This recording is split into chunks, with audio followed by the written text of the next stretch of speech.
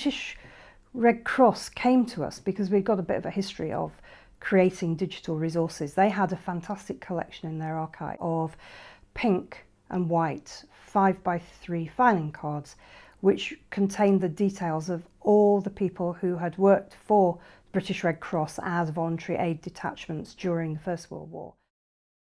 The records are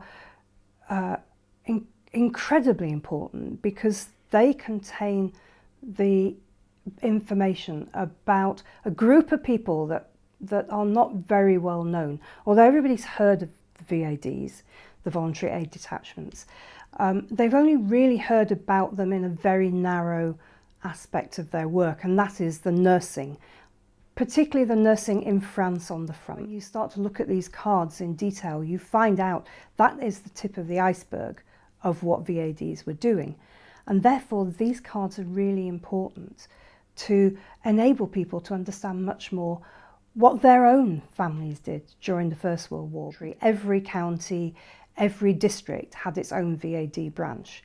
And women and a few men, but it was mainly women, volunteered, they were almost all volunteers, came forward to do whatever they felt they could to help the war effort. And although it was focused on hospitals and care for the soldiers, it didn't just mean nursing, it meant all of the infrastructure for the hospitals. One of the other interesting things about these cards, and also the Red Cross records generally, is it reveals how